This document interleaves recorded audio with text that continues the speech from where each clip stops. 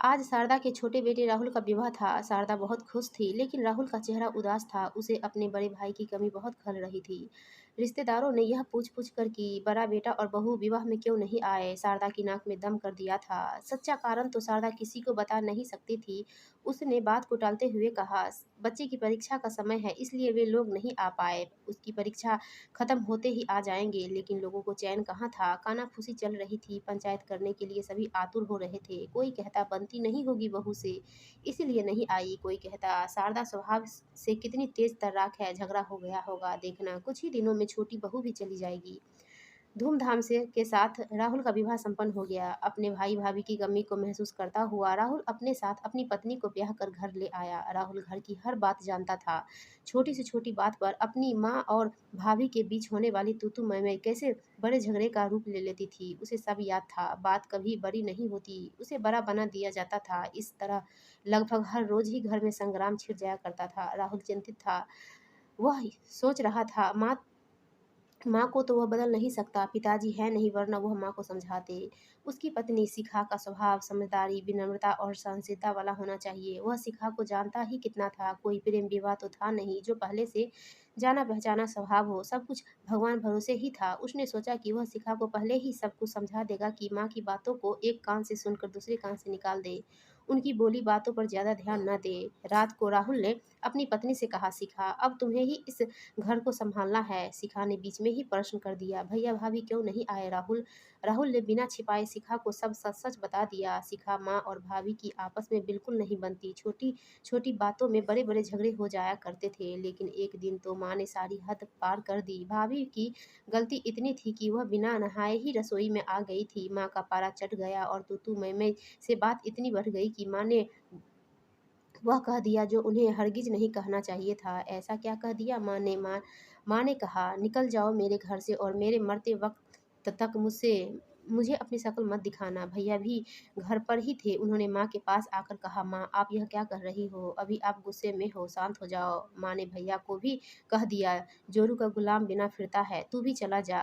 भाभी रो रही थी, भैया भी रोने लगे, लेकिन माँ का गुस्सा कम नहीं हुआ। बस उसके बाद भैया भाभी ने अलग रहना ही उचित समझा। रोज रोज की कलह से वो दोनों भी उकता चुके थे। एक ही शहर में अलग होकर रहने से अच्छा है भैया ने अपना तबादला ही करवा लिया। वह भी भाभी की तकलीफ कब तक यूं ही देखते। थोड़ी गलती भाभी की भी थी। उन्हें वह काम नहीं करना चाहिए था जो माँ को पसंद नहीं, लेकिन वह भी अपनी ही चलाती थी। सहनशीलता की उनमें भी कमी थी। सिखाने बीच में कहा, राहुल हाँ राहुल तुम सही कह रहे हो, ताली हमेशा दोनों हाथों से ही बजती है। शिखा माँ के वो जहरीले शब्द भैया भाभी को सूल की तरह चुभ गए और उन्होंने घर छोड़ दिया। पता नहीं उन शब्दों के लिए आज तक भी माँ को पछतावा है या नहीं। शिखा कटु वचन तो तीर की तरह होते हैं, एक बार जीभ से निकल गया तो निकल गए, फिर वापस नहीं आते। जिसके दिल पर जाकर वह कटु वचन लगते हैं उसे ऐसा आघात पहुँचता है कि उनका वह घाव नासुर बन करता उसे परेशान करता है। भैया भाभी के साथ भी ऐसा ही हुआ। शिखा मैं तुमसे यही उम्मीद लगा रहा हूँ कि तुम इस सब संभाल लोगी। भैया भाभी तो चले गए, लेकिन हम माँ को अकेला छोड़कर नहीं जा सकते। हमें हमेशा यहीं रहना होगा माँ के पास। क्या तुम माँ के गुस्से को अपने प्यार और सहनशीलता से काबू में रख सकोगी? राहुल तुम चिंता मत करो, मैं पूरी कोशिश करूंगी कि सब कुछ संभल संभाल सकूं। राहुल के अम्मा को अब भी इस बात का एहसास नहीं कि इस तरह से शब्द नहीं कहने चाहिए थे। पता नहीं सीखा उनके दिल में क्या चल रहा है। किसी को कुछ बताती भी तो नहीं। मैंने कितनी बार उन्हें समझाया कि भैया भाभी को फ़ोन करके बुला लो, लेकिन वो नहीं, वह अपनी जिद पर ही अड़ी हुई है। राहुल और शिखा की सुहाग रात की शुरुआत इन्हीं बातों से हुई। उसके बाद सब कुछ भूल कर दोनों एक दूसरों की बाहों में खो गए। दूसरे दिन सुबह उठकर शिखा ने कहा, राहुल अच्छा हुआ तुमने मुझे सब कुछ सच सच बता दिया। अब मुझे माँ के साथ सामंजस्य बिठाना शायद थोड़ा आसान हो जाएगा। मैं वैसे ही सब करूँगी जैसे वह चाहती हैं। Thank you Shikha, I love you. मुझे तुमसे ऐसे ही जवाब की उम्मीद थी। दूसरे दिन सुबह से ही शिखा की संघर्षों से भरी जिंदगी की शुरुआत हो गई। उसने राहुल को तो दिलासा दे दिया कि वह सब कुछ संभाल लेगी, लेकिन उसके मन में तूफान उठा था। कई सवाल उठ रहे थे। वह सोच रही थी कि हे भगवान, यदि माँ का स्वभाव इतना तेज है तो कैसे संभालेगी वह? हफ्ते 15 दिन अपनी बहू पर प्यार बरसाने वाली शारदा धीरे धीरे अपने स्वभाव के असली रंग दिखाने लगी। बात बात पर टोकना, शिखा के हर काम में कमी निकालना, उसके हाथों से बने भोजन का अपमान करना सब शुरू हो गया। राहुल की बात को ध्यान में रखते हुए शिखा ने इस तरह की बातों पर बिल्कुल ध्यान नहीं दिया। इसी तरह चलता रहा। शारदा की हर तीखी बात को हंसकर सुन लेने वाली शिखा अकेले में आंसू बहा लेती थी। सबके सामने फिर वही हंसता चेहरा लेकर आ जाया करती थी। धीरे धीरे समय बीतता गया। इतने अच्छे स्वभाव वाली बहू पाकर भी शारदा का स्वभाव नहीं बदला। उसमें एक बेटी बहू को खो देने के उपरांत भी कोई परिवर्तन नहीं आया। शारदा का व्यवहार दिन प्रतिदिन बिगड़ता ही जा रहा था, जिसके कारण शिखा के धैर्य का बांध अब टूट रहा था। राहुल पहले की तरह अब भी सब कुछ जानता था, जबकि शिखा कभी भी उससे किसी तरह की कोई शिकायत नहीं करती। शिखा के चेहरे की झूठी मुस्कुराहट ही राहुल के समक्ष सारे राज खोल देती थी। कभी कभी शिखा की आंखों में डबडबाए आंसू चोरी छिपे राहुल को दिख जाते थे। तब राहुल का मन बैठ जाता। क्या करूं, कैसे परिस्थिति को सुधारूं, बेचारा समझ नहीं पाता। शारदा के आंगन में बहुत बड़ा पेड़ था, उसमें बहुत सारी चिड़ियां घोंसला बनाकर रहती थी। शारदा उन पंछियों को रोज दाना डालती। हर रोज की तरह आज भी पंछियों को दाना डालने आंगन में गई। पतझड़ का मौसम कुछ दिन पूर्व ही दस्तक दे चुका था। रात को काफी तेज हवा के साथ आंधी ने अपना रौद्र रूप दिखाया था। शारदा के बाहर आने से पहले कमला आंगन की सफाई कर पत्ते बाहर फेंक चुकी थी। दाने डालने शारदा ने दाने डाले, लेकिन वृक्ष से कोई भी पंछी नीचे दाना चुगने नहीं आया। तब शारदा ने अपने वृक्ष की तरफ नजर उठाकर ऊपर देखा तो आज उसका हरा भरा लहराता हुआ वृक्ष सोना दिखाई दे रहा था। धीरे धीरे पत्ते उसका साथ छोड़ गए थे। यह दृश्य देखकर शारदा दुखी हो गई। उस पर घोंसला बनाकर रहने वाले पंछी आधी रात रौद्र रूप देखकर अपना अ, घोंसला छोड़कर कहीं दूर जा चुके थे। शारदा सोच रही थी कि उसका हरा भरा वृक्ष कैसे सूखी टहनी की तरह हो गया है, बिल्कुल खाली, बिल्कुल सूना। पंछियों को आराम नहीं, पत्तों का साथ नहीं, इसलिए वह भी यहाँ से चले गए किसी और अपने घने वृक्ष पर अपना नया घोंसला बनाने, जहाँ उन्हें सुकून मिलेगा, उनका मन आनंदित होगा।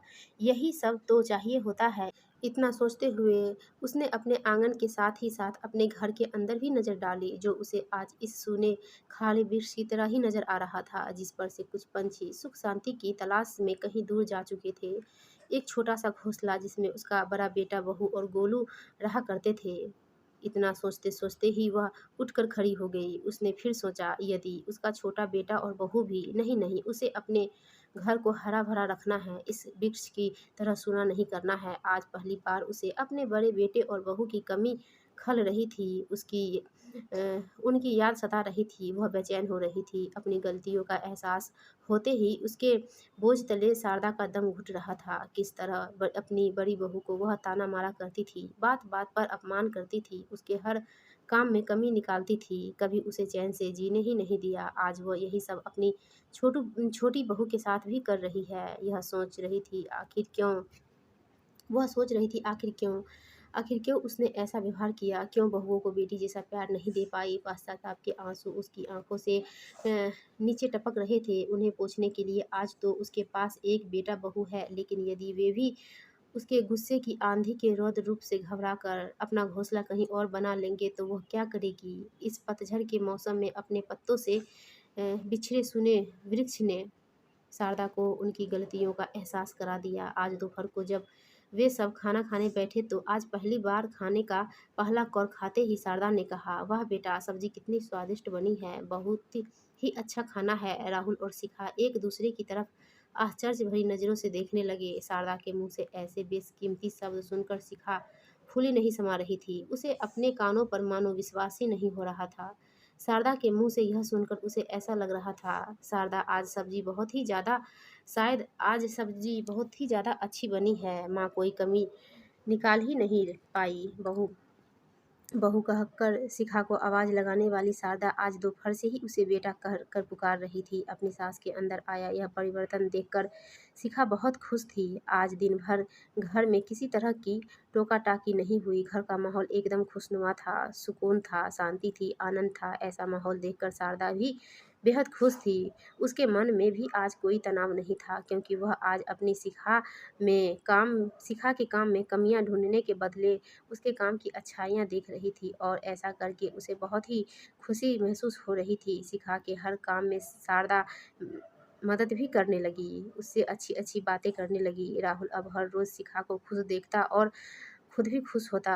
यह खबर बड़े बेटे और बहू तक भी पहुंच गई। राहुल ने शारदा से कहा, माँ, भैया का फ़ोन आया था, मिलने बुलाया है, सोच रहा हूँ 2-4 दिनों के लिए जाकर मिल आते हैं। शारदा ने कहा, रुक जाओ, और जाकर सीधे फ़ोन उठाया। आज अपना अहम छोड़कर, अपना स्वाभिमान छोड़कर उन्होंने अपनी बड़ी बहू को फ़ोन लगा दिया और कहा, हेलो। उधर से बड़ी बहू रेखा ने फ़ोन उठाकर कहा, हेलो। कुछ पलों के लिए फिर सन्नाटा छा गया। शारदा कुछ कह नहीं पा रही थी, लेकिन हेलो शब्द सुनकर रेखा सास की आवाज़ पहचान गई थी। उसी ने पहल करते हुए कहा, माँ जी। शारदा फूट फूट कर रोने लगी। उससे कुछ कहा नहीं जा रहा था। तब तक शिखा भी वहाँ आ गई। अपने आप को संभालते हुए शारदा ने कहा, रेखा, रेखा बेटा, मुझे माफ़ कर दो, फ़ोन स्पीकर पर था।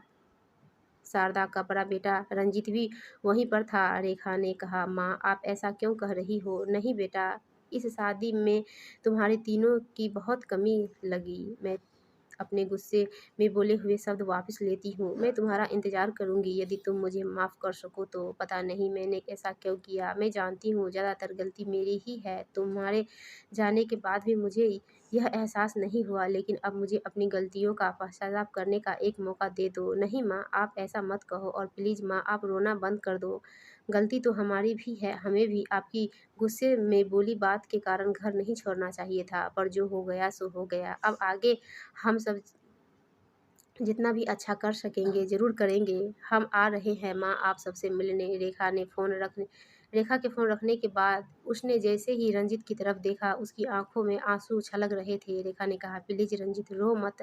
रंजित ने उसे गले लगाते हुए कहा, रेखा, इतने दिनों से मुझे इन्हीं लम्हों का इंतज़ार था। कुछ दिनों पहले शिखा के चेहरे पर छाई उदासी देखकर राहुल के मन में भी कभी-कभी दूर चले जाने का ख़्याल आता था, लेकिन अब वह ख़्याल उसके दिमाग से गायब हो चुका था। अब तो हर रात शिखा के चेहरे की खुशी देखकर ही वह सोता था। सोच रहा था कि माँ के स्वभाव में यदि बदलाव न आता तो इस अच्छे बदलाव के कारण ही उसका घर सूना आंगन बनने से बच गया। इसी बीच शिखा प्रेग्नेंट हो गई। खुशियाँ कई गुना बढ़ गई। बड़े बेटे बहू का आना जाना भी चालू हो गया। वह तो पास के ही शहर में थे, तो हर रविवार घर चले आते थे।